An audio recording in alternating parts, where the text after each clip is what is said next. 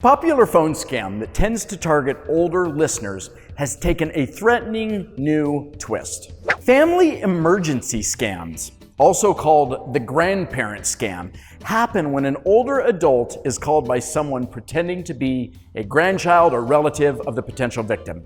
These scams make me sick.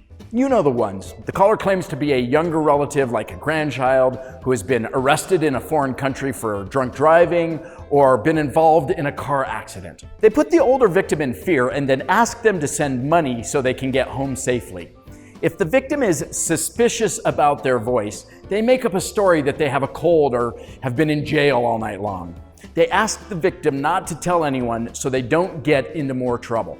We are now seeing scammers who are demanding money to be sent immediately in order to free a kidnapped relative.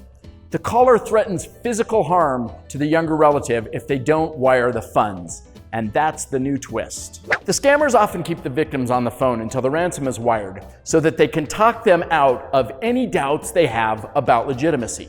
Ransom demands range from a few hundred to several $1,000s and are usually sent to a third party.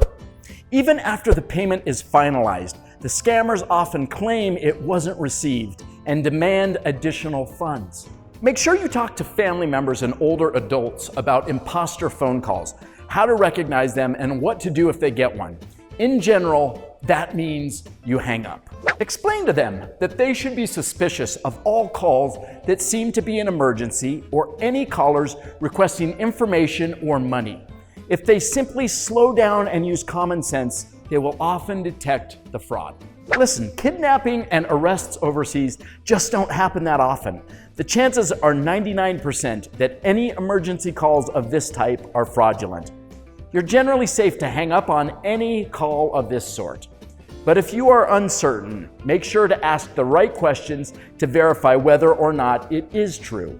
Here are some useful techniques. Some families agree in advance on a common family password that can be used to verify that a caller is who they say they are. If the caller doesn't know the password, they're a scammer. Alternatively, you can ask to speak to the kidnapped family member to ask questions that only they would know. Don't ask the kidnapper to describe your relative, as they will have done their research on social media and can answer that question.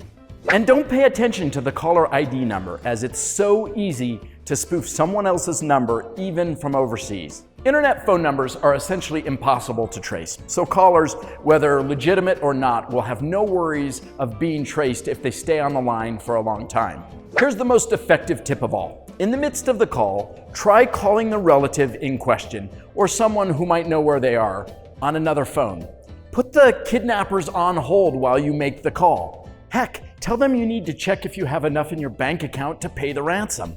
Do anything to slow down the process and not react so quickly that you make mistakes.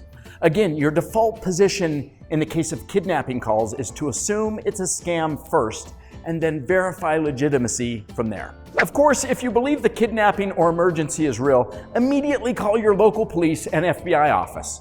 And check back here with Sileo on security for other scams that you and your family can easily avoid.